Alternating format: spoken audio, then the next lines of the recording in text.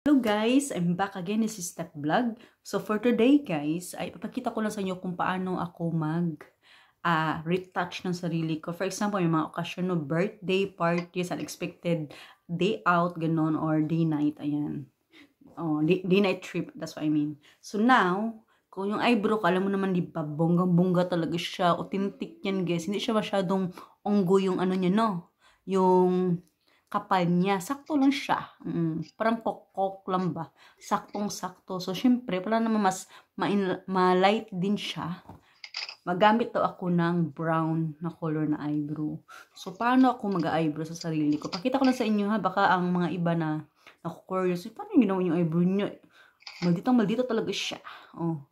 Ito ako mag-eyebrow. Pero normally talaga, pag nag-vlog ako or nag-livestream, hindi ako nagagamit ng mga makeup. Very, very rare talaga. Only kung mag-fancy-fancy na ako. If I feel up to, then I will do it.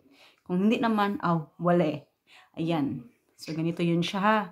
Eyebrow dark brown or brown. Kung ano yung available, labira. Ayan. Dito, ganito lang daw niya. Tinuruan ako ng sister-in-law ko dati. Now, I learn. We're not really professionally, but I learn a bit. Oh, tingnan nyo. Ayan, o, diba? Bega. Dito daw, ang arc daw, dyan yung makapal. Yan, parang Betelapea. Tapos, dito banda, yung parang ano niya, no? Dahil kayo puporma, pak! Ganyan lang siya. Ganyan, simple. Huwag nyo pakapalan. O, ayan, ganyan. Tak! Ganyan lang siya, diba? Meron na siyang, as you can see, diba? Okay, o kumpara nyo dito sa kabila. Dito, may highlight na siya sa may gilid. O, tapos dito daw, wag nyo nang kulayan siyang banda.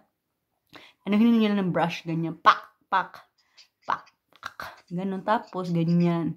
O, diba? Pang Korean siya, guys. San pa kayo? Kasi papunta kayo sa parlor, diba? Magbayad pa kayo magkano? 200 pesos. Or, for example, 5 pounds or $5. Diba? Makasave pa kayo. Ganyan lang siya. Huwag kayo ignorante. Maning self-study is the best. Ayan, diba? O. Yung sa kabilang banda naman, para pantay, do the same, diba? Sa other side, ayan, pak. If ever naman, magkamali kayo, gamit lang kayo ng BB wipes. Mas easy siya to erase sa makeup nyo, no? Mas nice siya kasi if ever sensitive skin nyo, like prone kayo sa mga acne, it's easy to erase, ganyan. Kaysa pa kayo ng labakara or towel na wet, it will take time pa, okay naman siya. Kung ayun yung talaga, may marami kayong time, hindi kayo mahasal, okay lang din yun. Basta kayo na bahala doon banda. So, ayan, dito naman, ganyan, diba? O, diba? Din dito, ganyan lang siya. Kung ako mag-eyebrow. Kung gusto ko lang siya, guys. Feel ko na gusto kong maging Madonna. Ayan, diba? O, the pak. Ayan. Kasi, kilay is life daw. Yan. Totoo naman talaga. Ang kilay naman talaga ay nagpapaganda pa. Pero kung maganda ka talaga, no? Kahit wala ka pang kilay. Yan. O, diba? Kita nyo? If ever naman talaga, meron siyang dito, para ma-exist siya. O, ganun yun lang, diba? Ganyan lang ako mag-eyebrows, no? If ever gusto kong mag-makeup, ganun, mag-eyebrow for today. Like that. And tapos naman sa aking labi, sa aking lips. Kasi ako, anemic ako. So, maputla ako most of the time, you know? So, ang ginagawa ko siya, guys, hindi siya heavy ang ginagamit ko na color. Hindi siya masyadong bright din. Sakto lang. O, diba? Bagay lang siya sa complexion natin. Hindi tayo parang buriring, tingnan. So, ang ginagamit ko naman ay hydrating lipstick. Ang color niya para siyang peachy. So, para siyang light pink na parang peach. Bagay siya sa aking mukha. Sa color ng aking balat. Ayan, ito, as you can see, diba? Parang peachy siya na pink. Hindi siya matte type. Para siyang silky siya. Pero hindi siya masyadong silky.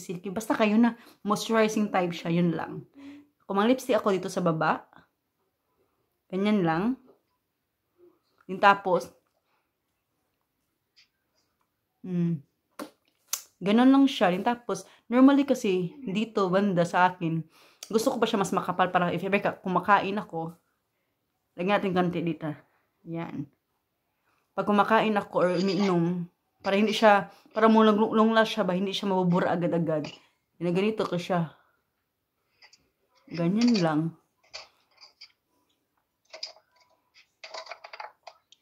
O, diba? Ayan. Ano sa tingin nyo, guys?